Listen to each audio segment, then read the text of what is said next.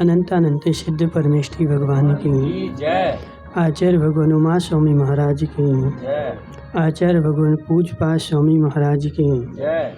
आचार्य भगवान विशुद्ध सागर जी महाराज की शुद्ध सागर जी महाराज की जय। समस्त मुनि आर्य का संघ की जय। यहाँ पर थोड़ा सा और बढ़ा, ये बाजी बज रहे हैं ना, यहाँ पर चर्चा चल रही है विचारोर्थ व्यंजन भाषण विचारोर्थ व्यंजन योग संक्रांति। ठीक है जी। विचारोर्थ व्यंजन योग संक्रांति क्या होती है, कैसी होती है, कब होती है और किसके लिए होती है। ठीक है ना। तो सबसे पहली बात आती है कि उदय और उदीर्णा। तो उदीर्णा मतलब खींच करके ले आना। ठीक है। जैसे मान के चलो कि बारात जा रही थी और कोई नहीं जा रहा है, अब उसका कोई मित्र है और वो मित्र जा रहा है, लेकिन जो नहीं जा रहा है उसके थोड़े थोड़े मन तो हो रहा था, चले जाएं कि नहीं जाएं, चले जाएं कि नहीं जाएं। ठीक है ना। तो अंतरंग में ऐसी परिणति चल रही थी कि चले जाएं कि नहीं जाएं, लेकिन वो मजबूत नहीं हो पा रहा था। ठीक है ना। उसका डिसीजन नहीं हो पा रहा था कि जाना है कि नहीं जाना। लेकिन उसका मित्र आया, अरे चलो, अरे नहीं जा रहे, हाँ चलो चलो। उसने हाथ पकड़ा और खींच करके ले गया। तो क्या हो गया, उदीर्णा हो गए। ठीक है ना। जो हाथ पकड़ के वो खींच के ले गया ना, इसको बोलते हैं अपन उदीर्णा। हाँ, उदीर्णा मतलब उसका जो थोड़ा सा मन था, अब उसका पूर्ण मन हो गया। पूर्ण मन बना करके अब वो उस कार्य को करने के लिए आगे बढ़ गया। तो जब आगे बढ़ गया मतलब उसका मन तो थोड़ा थोड़ा था, उदय में तो उसकी दृढ़ता पक्की नहीं थी, लेकिन अब उसकी जो है ना दृढ़ता पक्की हो गई, और पक्की हुई तो उदीर्णा हो गई। ठीक है ना। ये तो हो गए लौकिक उदाहरण। अब इसको अपन आगम में घटाएंगे। तो आगम में क्या होता है कि जिस कर्म की उदय हो रहा हो उसी की उदीर्णा होती है। सातों की अलग अलग, सातों कर्मों में जिस प्रकृति का उदय होगा उदीर्णा उसी की होगी। ठीक है। जिसका उदय नहीं है उसकी उदीर्णा नहीं होगी, ऐसा सिद्धांत का नियम है। अब नियम है तो समझो जरा। किसी की बारात जा रही, बारात में कौन कौन जाएगा? जी बिजोलिया वाली अम्मा तो जाएंगी। हो गई, आज भी जाओगे? समझो जरा, बारात में कौन कौन जाएगा?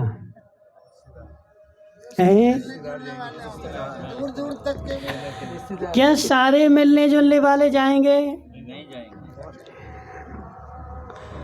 ठीक है ना। बिना मिलने जुलने वाला जाएगा क्या है? अब समझो, देखो यही पूरा सिद्धांत है तुम्हारा करणानियों का सिद्धांत। जो मिलने जुलने वाला नहीं है, जिसका उससे कोई संबंध नहीं है, वो तो जाएगा ही नहीं। ठीक है ना। जिस कर्म का उदय नहीं है उसकी उदीर्णा तो होगी ही नहीं। उदीर्णा किसकी होगी?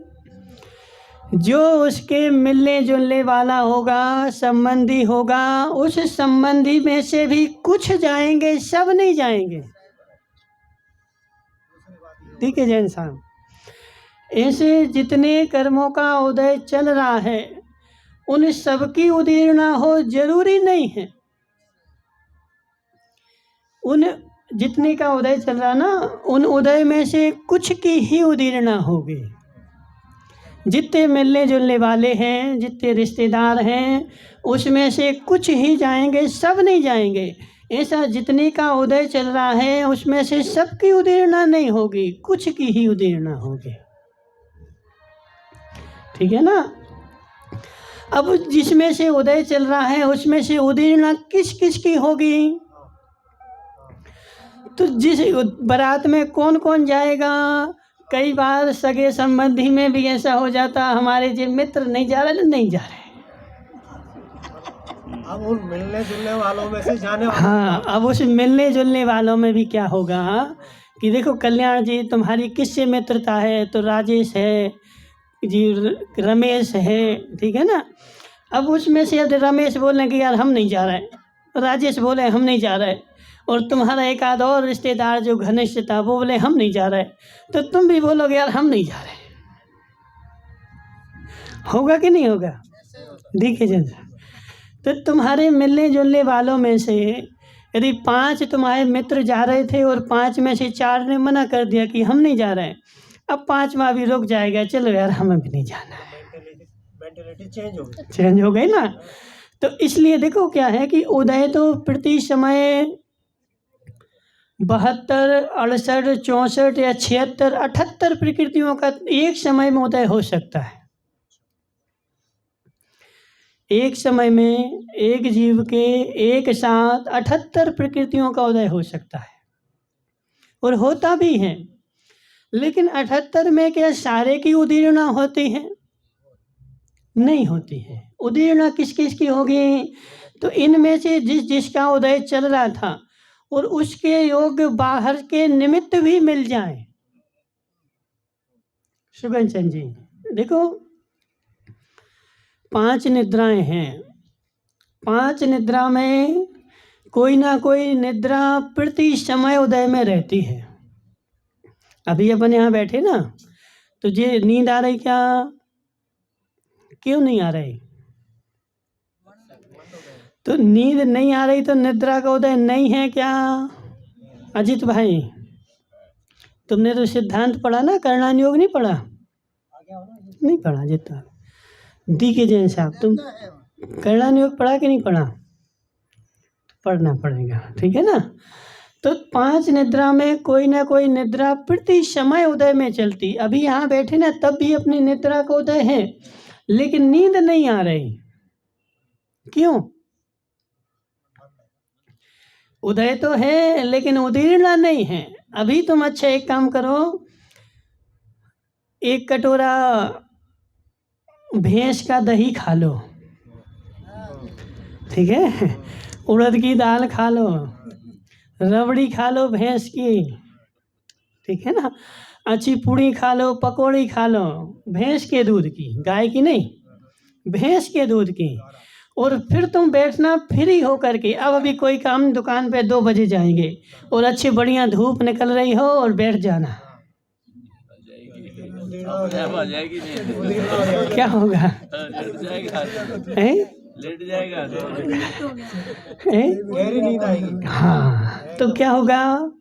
उस निद्रा का उदय तो पहले से चल रहा था, लेकिन अब जो बहिरंग निमित्त हमें सहकारी और मिल गए, तो सहकारी बहिरंग निमित्त मिलने से क्या हो गया?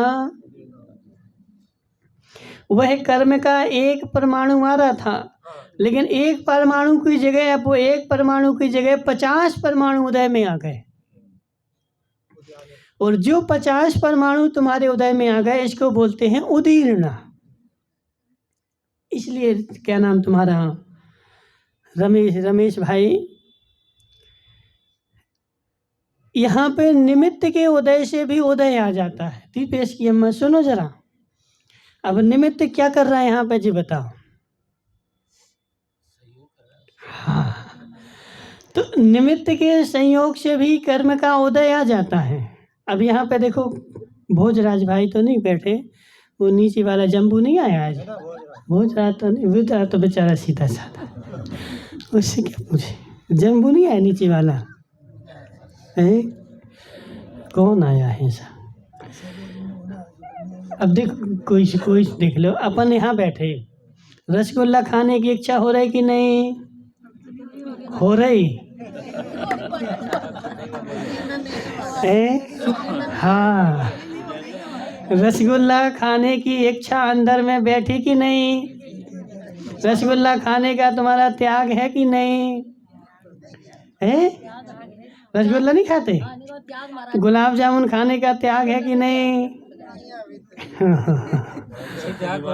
कहीं गुलाब जामुन खाने का तुम्हारा त्याग नहीं है और तुम से सोच रहे हो कि हमें गुलाब जामुन खाने की इच्छा नहीं है, तो इच्छा है तुम्हारी। हाँ तो समझो देखो बात को समझो हमारे कि जब तक त्याग नहीं होता तब तक इच्छा प्रति समय चलती है, और जो प्रति समय इच्छा चलती है ना वही तो कर्म का बंध कराती। अपन 24 घंटे खाते नहीं है गुलाब जामुन। ये बताओ कि 12 महीने और 24 घंटे कौन गुलाब जामुन खाता है? ऐसा कोई संसार में आदमी नहीं मिलेगा जो 24 घंटे खाता रहे और 12 महीने खाता रहे, लेकिन बंद 24 घंटे होता है। वह इच्छा तो अंदर में बैठी हुई है, ठीक है ना। वो सूक्ष्म रूप से जो इच्छा है ना वह अंदर में बैठी हुई है, लेकिन अभी यहाँ बैठे भी गुलाब जामुन खाने की इच्छा तो अंदर में बैठी है, लेकिन अभी वह जागृत नहीं है, सुषुप्त रूप में बैठी हुई है, ठीक है ना। और वह सुषुप्त रूप में बैठी हुई इच्छा अभी यहाँ से चले जाओ, अब यहाँ कोई गुलाब जामुन लेकर के भी आ जाए, समझना, और एक कटोरा यहाँ रख दिया जाए सामने, लेकिन जैसे ही रसगुल्ले गुलाब जामुन का कटोरा दिखेगा वह इच्छा अंदर की बढ़ेगी कि नहीं बढ़ेगी? खाएगा नहीं, वो तो इतनी लोक लाज के लिए सबको सामने बैठा है इसलिए दबा रहा है। लेकिन यह बताओ कि अंदर में कुछ कुछ होगा कि नहीं है? अब वो देखो रजत जा रहा है, रजत से पूछना कि अब वो यहाँ जा रहा है और बारात में जैसे ही अपनी दुल्हन को देखेगा तो अंदर में कुछ कुछ होगा कि नहीं? होगा कि नहीं? लेकिन अपनी इच्छाओं को दबाएगा थोड़े, लेकिन अंदर की परिणति तो जागृत हो चुकी होगी कि नहीं होगी? तो बहिरंग में जैसे निमित्त दिखा और अंतरंग की जो परिणति थी वह परिणत हो गई, ठीक है ना। तो इसलिए जब तक अपने पास 6 उपशम है, आचार्य विद्यासागर महाराज जी ने आज से बहुत साल पहले बोला था कि अपने पास 6 उपशम है, 6 नहीं, 6 एक नहीं है, और 6 उपशम सम्यक दर्शन यदि अपने पास है तो अपन को निमित्त से प्रति समय दूर रहना पड़ेगा, समझना। देखो अपन इतने अडग नहीं है अभी, अपन इतने अभी कठोर नहीं है और अपनी इतनी अंदर से दृढ़ श्रद्धा नहीं है। जैसे बाह्यंग निमित्त मिलता है और अंतरंग की परिणति अपनी चलायमान हो जाती है, समझना। अब देखो रावण है और रावण सीता को हर के ले गया और 12, 13, 14 साल, कितने साल था? 14 वर्ष वो अपने घर पे रखे रहा, लेकिन उसने सीता को छुआ भी नहीं है, जबकि उसको सीता को पाने की पूरी इच्छा थी, पूरी, और इच्छा के साथ वो हर के भी ले आया और उसके घर में भी है, और फिर भी इतना दृढ़ अपने उसने नियम लिया था ना। वो कौन से भगवान थे? वो बरदत्त केवली, बरदत्त केवली के सामने उसने नियम लिया था कि जब तक कोई स्त्री मुझसे संबंध के लिए राजी नहीं होगी तब तक मैं छूंगा भी नहीं। और उसका अपना देखो यही उसका नियम है कि वो अगले भाव में अब आकर के एक तीर्थंकर बनेगा। सीता को हरना कोई दोष नहीं है, सीता को हरना कोई दोष नहीं है। देखो कल्याण जी हंस रहे हैं। देखो सीता को हरना कोई दोष नहीं है। दोष के साथ में देखो कि हमारे अंतरंग के परिणामों की, अब कृष्ण की भी तुम देखोगे तो कृष्ण ने कितनों को हर लिया। अभी पढ़ो ना तुम पांडव पुराण, हरिवंश पुराण पढ़ो, पांडव पुराण पढ़ो, तो सीता जो है ना, श्री कृष्ण रुक्मणी को क्या ब्याह के लाए थे? रुक्मणी के पिताजी ने बोल दिया था कि जाओ ऐसे शादी कर लो, बोलो। रुक्मणी संग हो गई थी ना उनकी इच्छा से। तो रुक्मणी तो वो इच्छा से नहीं हुई थी। अब रुक्मणी को छोड़ दो, किसको पकड़े अपन? राजा श्रेणिक को पकड़ लो। राजा श्रेणिक जो है, अभी अगला जो अवसर्पणी आएगी उसमें सबसे पहले तीर्थंकर बनेंगे। अब श्रेणिक पुराण तुम लोगों ने किसने पढ़ा जी बताओ? किसने पढ़ा श्रेणिक पुराण? तुमने पढ़ा ना? तो चेलना जो थी, चेलना अपने आप से राजी हो गई थी कि मैं शादी करना तुमसे। चेलना को राजा श्रेणिक ने हर के लाए, और वो भी झूठ बोल करके। पढ़ो तो तुम पुराण, अभी देखो अपनी मस्तिष्क में दीपेश की अम्मा बहुत सारी बातें ऐसी बैठी हुई हैं कि हमने आगम नहीं पढ़ा, इसलिए हमने दूसरे के सुन के मान लिया, हमें वो सच्चाई पता नहीं है। सच्चाई कब पता चलेगी? जब आगम सामने होगा, और जब पढ़ोगे तो अरे ऐसा हो ही नहीं सकता। तो तुम जो है ना, आज के परिप्रेक्ष्य में कल्याण जी, उस समय स्त्री को हरना दोष नहीं माना जाता था, ठीक है ना? अब उतनी देखो कितनी, रावण ने जिस इंद्र को मारा था ना, एक इंद्र को मार करके वो 3 खंड का अधिपति बना था, उस इंद्र की 48,000 रानियां थी। कितनी? 48,000 रानियां थी। उस 48,000 में से आधे से ज्यादा तो वो हर के लाया था। ऐसा काम करने वाले तीर्थंकर बनते हैं क्या महाराज? उस काल में तो सुनो, उस सीता को हरना कोई दोष नहीं है, ठीक है? सीता को हरना कोई दोष नहीं है, क्योंकि रावण भी एक को नहीं हरा, उसने पहले भी बहुत सारी को हर के लाया। पढ़ो तो पद्म पुराण, ठीक है ना? पद्म पुराण पढ़ो, और बहुत सारी हर के लाया, लेकिन मात्र क्या था कि उसे हर के लाया और उनने उसको स्वीकार कर लिया। 3 खंड का अधिपति, 3 खंड की सारी राज्य संपदा, कौन नहीं उसको स्वीकार करेगा? आज तुम भी देखो सबके ब्याह कराते हो, तो सत्य बताना, जब किसी लड़के की कुंडली लेकर के जाते तो वो लड़की पक्ष वाले क्या पूछते तुमसे? कुंडली लेके नहीं जाता महाराज, उनके बीच में अगर क्या होगा समझौता करा गया। हाँ, तो वो समझौता कराते तो वो तुमसे कुछ प्रश्न तो करते होंगे कि लड़का क्या करता है, इसके पास क्या है, क्या नहीं है। वो तो बताते हैं।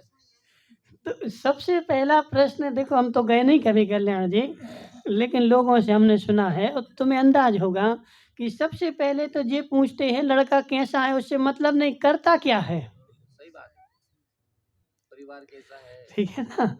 लड़का करता क्या है, कितना कमाता है, और फिर उसके बाद तीसरा प्रश्न होगा कि कैसा परिवार है। परिवार में एडजस्टमेंट हो जाएगा, ठीक है ना? लड़का काला होगा तो चल जाएगा, लेकिन नोट कमाने में एडजस्ट नहीं होगा। सत्य है कि नहीं रमेश भाई? सुनो जरा, देखो वो एक कहानी आती है, वो कहानी तो हम नहीं सुना रहे। लड़का थोड़ा काला है, अरे काला है, हाँ मैंने कहा 4 लाख कमाता, अरे 4 लाख कमाता, चल गया। देखो राज, क्या नाम अजित भाई, सत्य बताना, उन्हें 2 लाख एक्स्ट्रा कमाता, दूसरा गोरा है लेकिन 1 लाख कमाता है, ठीक है ना? दूसरा गोरा है, 1 लाख कमाता है, ये काला है 4 लाख कमाता है। अब बताओ गोरे से शादी होगी कि काले से होगी?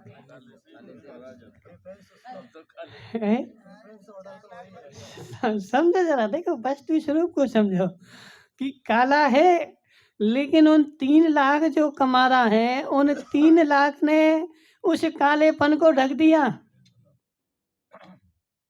अभी हम ऐसे संबंध देख के आए, हमारे पास आते बोले महाराज वो लड़की जो है वो तो इंद्राणी जैसी है, और जी हमारे जो है ना दामाद हैं, वो बेचारे दामाद के चेहरे पे मक्खियां भिनक रही। देख के आया ना, ऐसा ही आश्चर्यचकित हो गया। तो तुमने तो एक आध देखा होगा, हम तो नगर में देख के आते हैं। ठीक है, समझे जरा। लड़की तो जो है ना वो एक नंबर की है, और लड़का जो है ना उसको चेहरे पे मक्खियां नहीं भग रही उसकी। फिर उसकी तहकीकात करो कि ये लड़सकाई कैसे हो गई। इसके पास पैसा खूब है। तो रमेश भाई सत्य बताना, उस पैसे ने, देखो जितने पैसे, जैसे एक वो कहानी अब सुनाई देते हैं कि एक वो पंडित था ना, तुम लोगों ने सुनी होगी, छुल्लक जी ने सुनाई होगी, कि एक पंडित बनारस से पढ़ के आया, और पढ़ कर के आया अपने घर में, और बोला हम बनारस से पढ़ के आए, हम पंडित हैं। उसकी देवी ने पूछा कि तुम पंडित हो तो हमारी सवाल का जवाब दो। बोले बोला तुम्हारा कौन सा सवाल है? बोले लोभ का पाप कौन सा है, पाप का बाप कौन सा है? उसने खूब बुद्धि चलाई, अरे ये तो बोले गुरुजी ने पढ़ा ही नहीं है। समझना, ये तो देखो हमने सब पढ़ाया गुरुजी ने, लेकिन ये तो हमें पढ़ा ही नहीं है। वो जितने पोथी पत्र लाया था उसने रात भर में, बोले कल बताएंगे।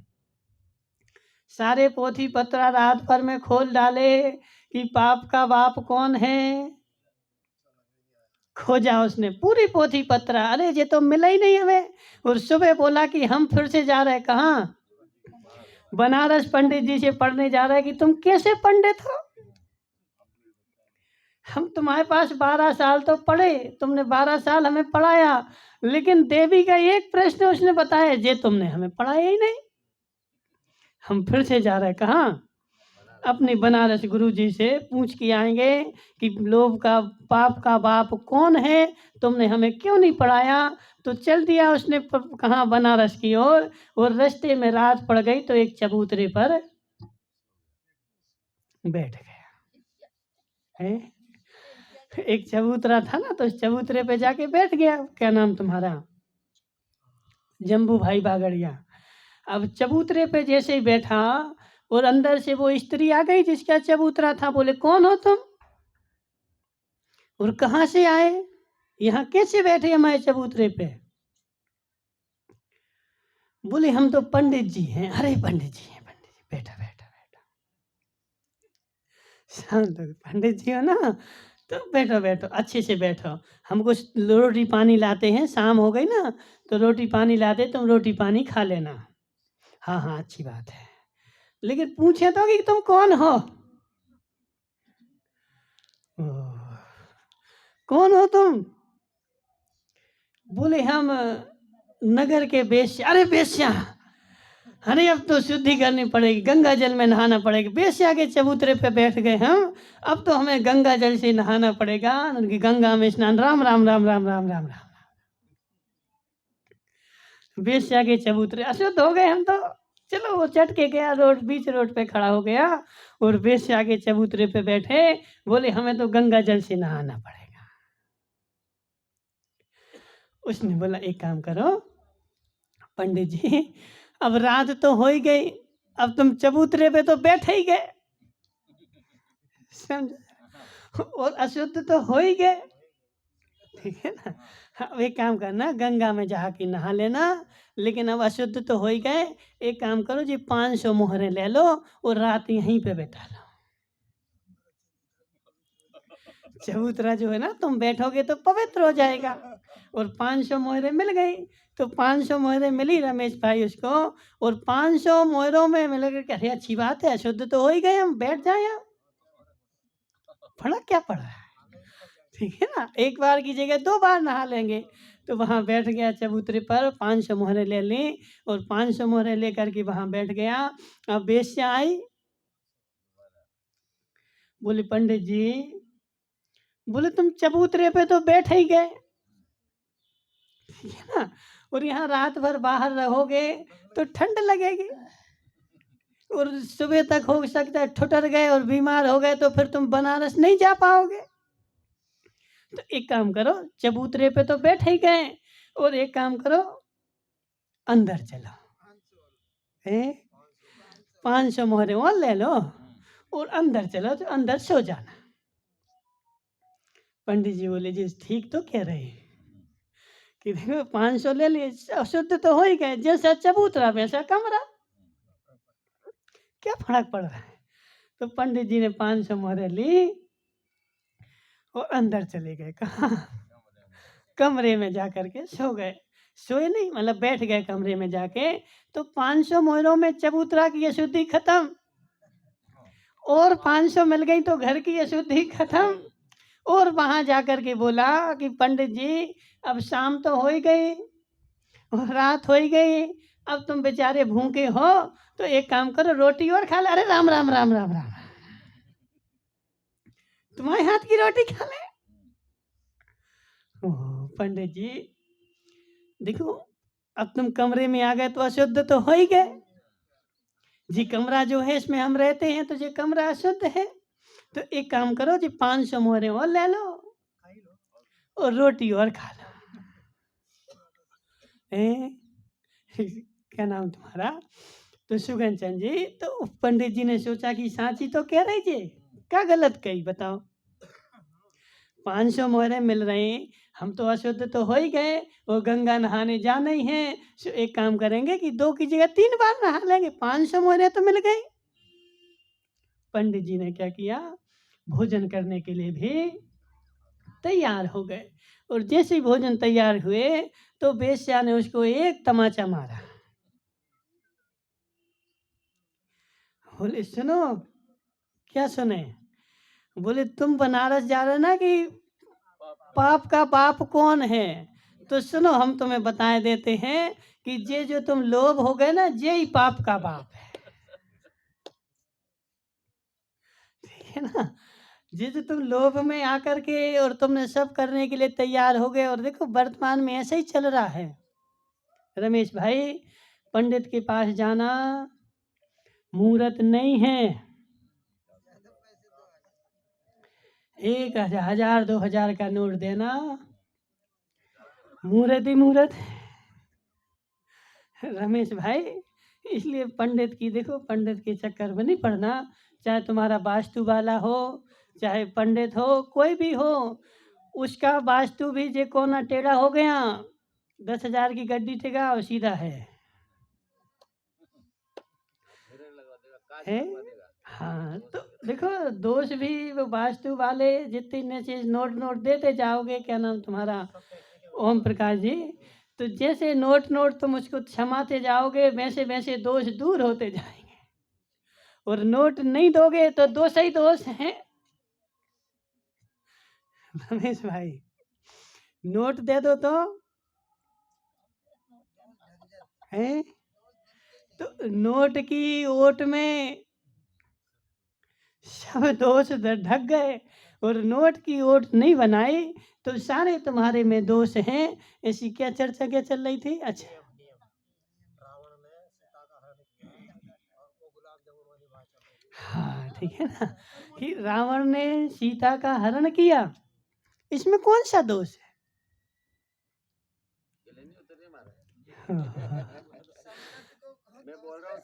रावण ने सीता का हरण किया, इसमें कौन सा दोष है? लक्ष्य तो ये था ना कि उसके साथ रमण करना है। तो रमण उसने किया तो नहीं ना, पर भावना तो हो गई ना उसके अंदर। तो भावना हो गई, लेकिन उसका चुराने का नियम कहाँ था कि नहीं चुराऊंगा?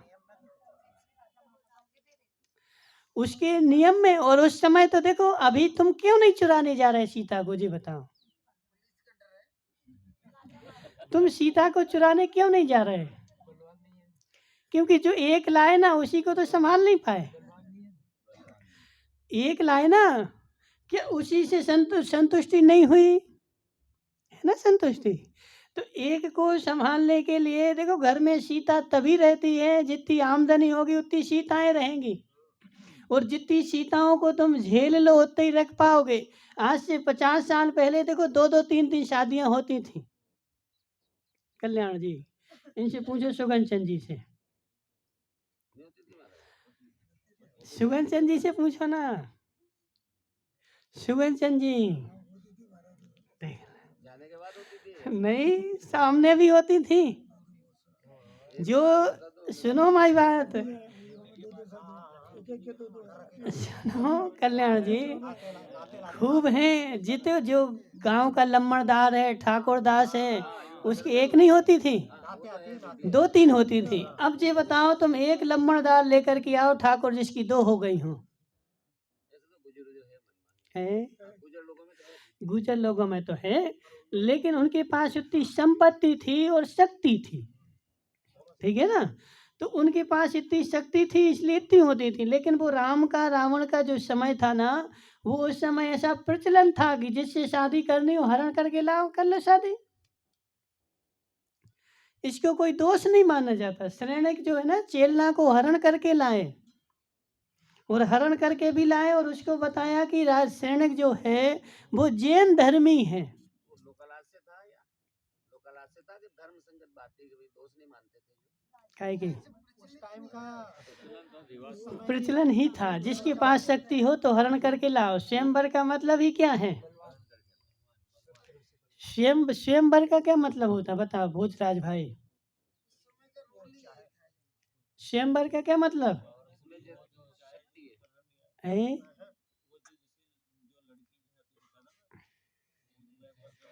स्वयंवर का मतलब क्या है? कैसे होता था?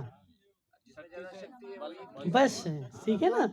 स्वयंवर का मतलब क्या, सारे नगर में सारे देश में न्योता दे दिया कि हमारी लड़की की शादी होना है, अब जो शक्तिशाली हो तो आ जाओ सब मैदान में।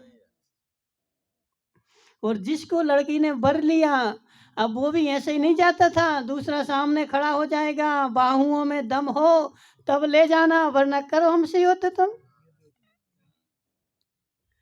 राम लक्ष्मण के साथ क्या हुआ? राम जब सीता के ने गले में रस्सी डाली, रस्सी मतलब माला डाली, तो वो सारे जो थे ना, सारे धुरंधर खड़े हो गए कि पहले हमसे युद्ध करो फिर जाओगे, यदि तुम में शक्ति हो तो ले जाओगे।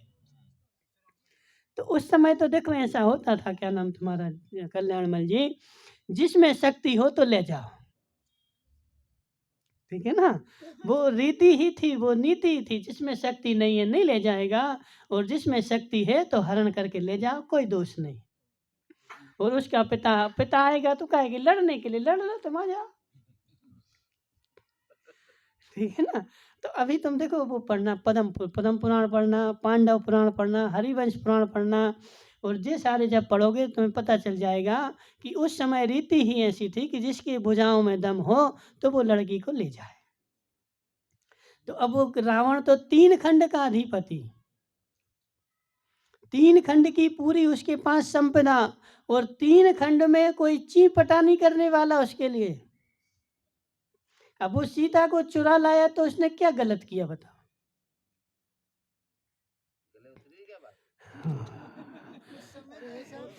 देखो, तो तुम्हारे इसके गले नहीं उतरेगी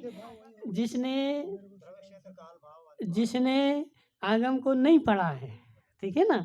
और तुम वर्तमान के परिप्रेक्ष्य में देखोगे तो नहीं उतरेगी, और उस काल के परिप्रेक्ष्य में देखोगे तो गले ही गले उतर गई। 3 खंड का राजा है ना, और 3 खंड में जो जो कीमती वस्तुएं हैं उन सब का मेरा अधिकार है, ठीक है ना। लेकिन रावण को देखो जरा कि रावण ने सीता का हरण तो किया, लेकिन उसको छुआ भी नहीं, अपने घर में रख लिया। अब आज अपने देखो, अब कोई बताएगा तो नहीं, लेकिन आज अपने मस्तिष्क में रखो कि यदि तुम्हें कोई सीता अच्छी लगे और तुम उसको अपने घर में हरण करके भी लाओ और तुम्हारी शक्ति भी हो और 14 वर्ष तक वो तुम्हारे घर में भी रहे और तुम उसको छुओ भी नहीं,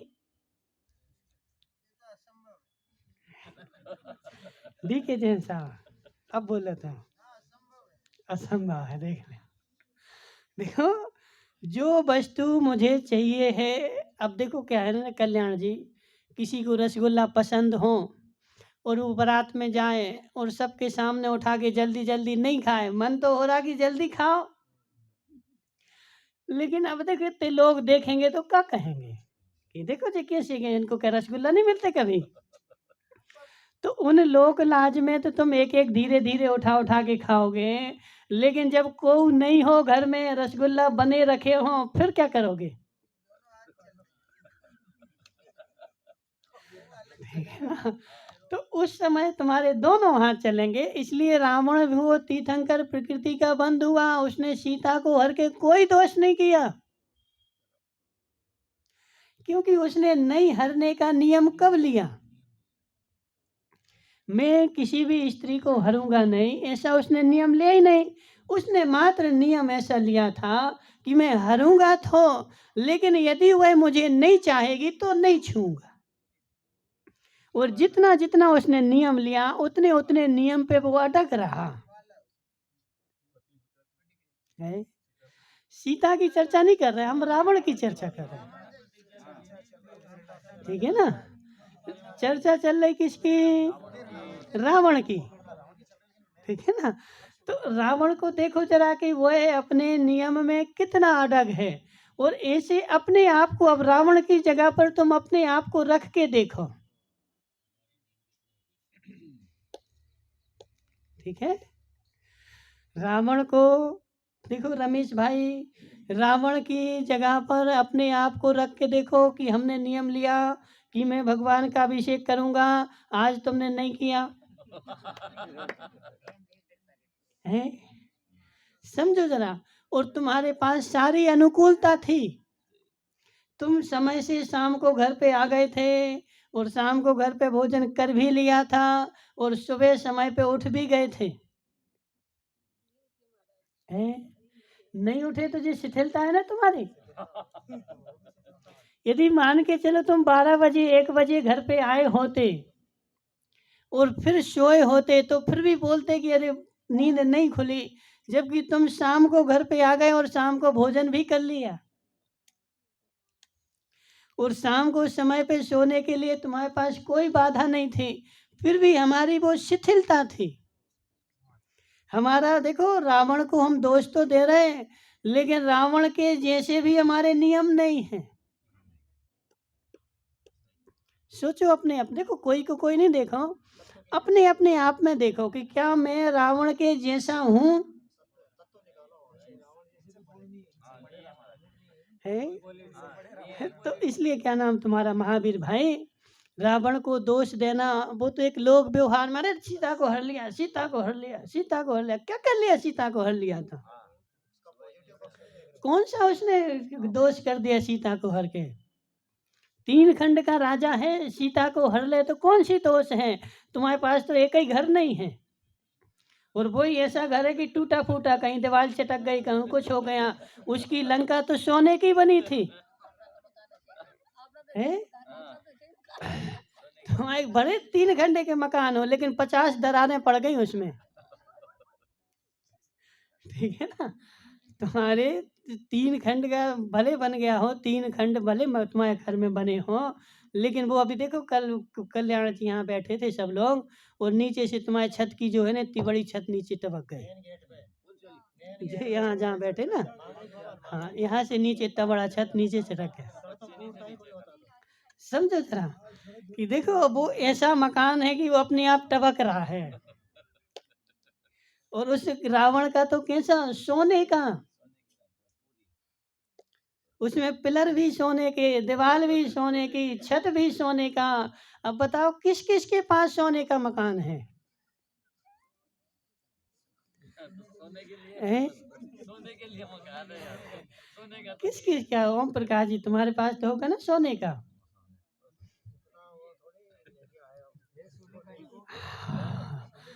तो सोने का मकान तो ठीक, एक आध थाली भी नहीं होगी, सोने की थाली तो है। तो देखो जिसके पास सोने की थाली नहीं है, वो दिन भर कितनी सीताओं पर नजर डाल रहा है। अब वो बात अलग ही चुरा नहीं पा रहा है, क्यों? क्योंकि थाली नहीं ना सोने की। रमेश भाई देखो सत्य ऐसे ही है, अब बताएगा तो कोई नहीं, दिन भर में कितनी सीताओं पर नजर डालते, लेकिन उनको चुराते नहीं। क्यों नहीं चुराते? क्योंकि यदि पुलिस पकड़ लेगी, और पुलिस पकड़ लेगी और समाज क्या कहेगी, लोग समाज के क्या कहेंगे? समाज से हमें बाहर कर देंगे कि सीता को चुरा लाया। तो उस डर से वो चुरा नहीं रहा है। और दूसरी बात, उसके पास इतनी शक्ति नहीं है कि इसको मैं यदि चुरा के ले आया तो इसके परिवार वालों से मैं युद्ध कर सकूं, समाज से युद्ध कर सकूं और कानून से युद्ध कर सकूं, इतनी शक्ति नहीं है। यदि शक्ति होती तो यह बताओ, क्या मैं शांति से बैठता?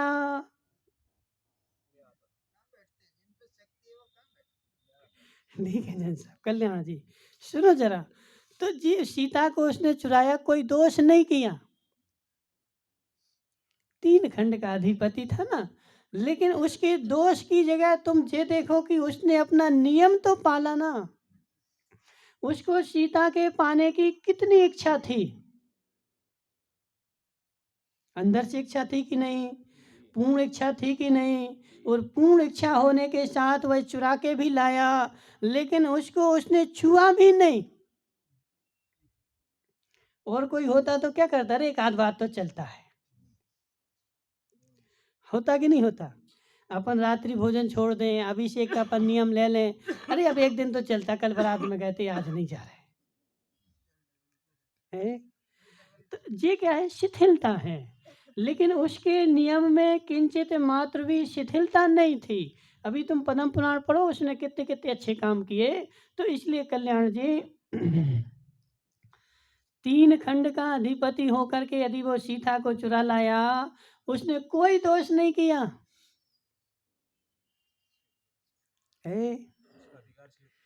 अधिकार क्षेत्र है ना, और उसके पास 18,000 तो पहले से थी, एक आध दो नहीं है। 18,000 रावण के पास पहले से रानियां घर में थी, और एक जी 18,000 एक और ले आया। ठीक है ना? अपने पास तो देखो एक है, उसी को नहीं संभाल पा रहे हैं। अब गुलाब जामुन का क्या करना है? तो यहाँ पे देखो, क्या नाम तुम्हारा? ओम प्रकाश जी। अब अपने भावों को संभालो और अपने भावों को कट्टर करो कि देखो, जब सामने गुलाब जामुन आए, अब मेरे अंदर की परिणति बदली कि नहीं बदली? जी तुम्हारा मैटर हो गया कि कुछ और रह गया इसमें? हो गया। ठीक है, तो रावण को दोष नहीं देना है। काय के भाव करे?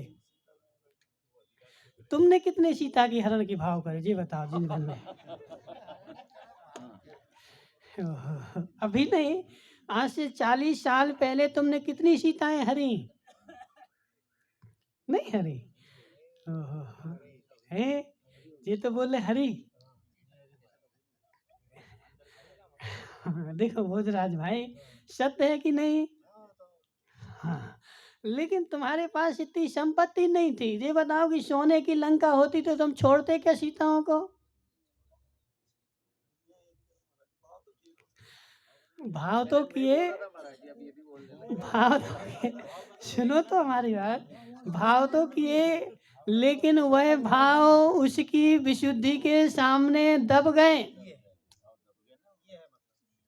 वह उसके भाव उसकी विशुद्धि के सामने दब गए। अब समझो, चलो क्या नाम, किससे पूछें? वो बैठा ना, खड़े हो जाओ रिंकू भाई। जी बताओ, तुम दादा हो कि नहीं? तुम दादागिरी करते कि नहीं? बिल्कुल भी नहीं करते। हाँ, जैसे तुम्हारी बस में कोई रोक ले, वहां नहीं जाने देंगे अब बस यहाँ पे, अब क्या करोगे?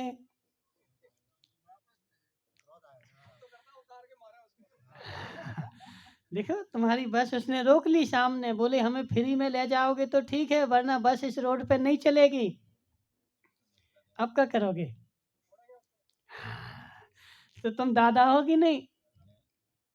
हाँ ना तो बोलो, है ना दादा? अब तुम्हारे अंदर दादागिरी है कि नहीं? है ना? अभी तुम यहाँ से ले जाओ और तुम्हारे सामने विधुड़ी खड़ा हो जाए,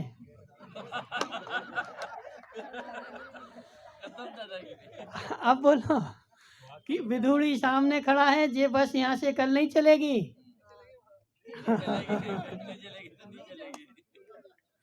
क्या हुआ?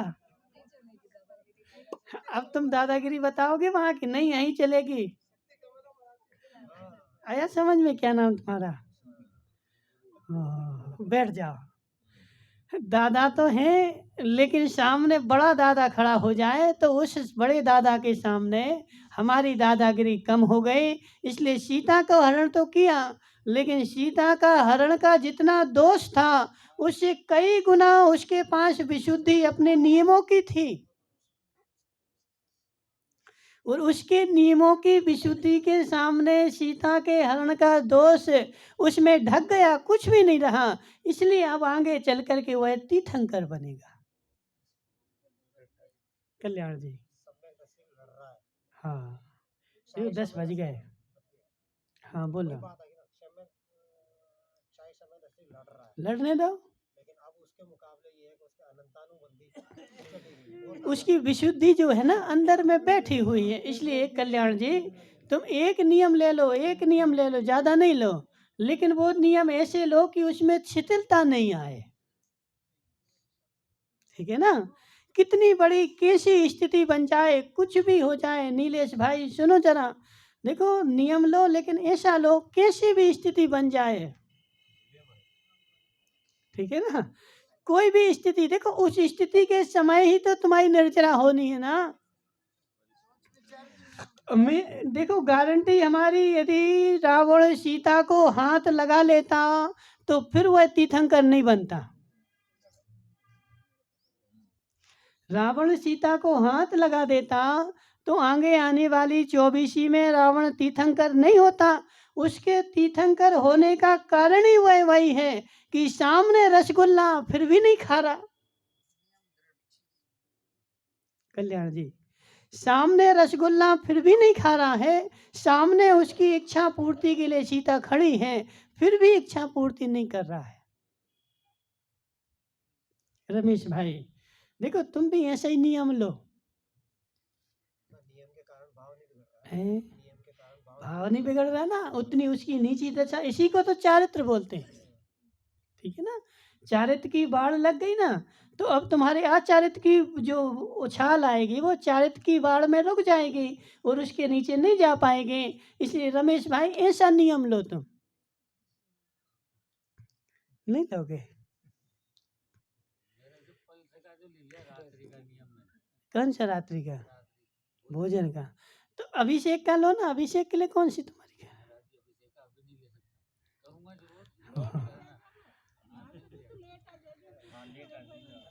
देखो देखो क्या है, ऐसा नियम लोगे तो तुम भी तीर्थंकर बन जाओगे।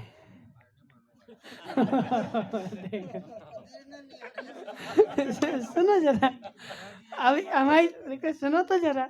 रमेश क्या नाम, कल्याण जी, अभी कुछ दिन पहले हमने प्रवचन में पूछा था तीर्थंकर किस किस को बनना है।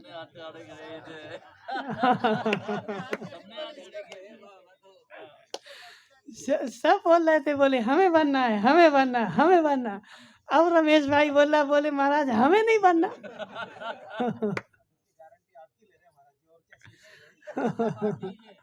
नहीं देखो, तुम विकल्प नहीं करो, लेकिन ऐसा प्रयास करो, तो ऐसा प्रयास करो कि मेरा जीवन में अभिषेक ना छूटे। 1 साल, 2 साल, 3 साल, 4 साल तक करो, फिर नियम लेना। ठीक है? 4 साल तक देखो ऐसा प्रयास करो, ऐसा पुरुषार्थ करो। मैं बाहर गया भी हूँ, लेकिन यदि समय से आ गया तब भी उठ करके जा। ठीक है ना? और तुम एक काम करना, तुम इनको सुबह 6 बजे उठा देना।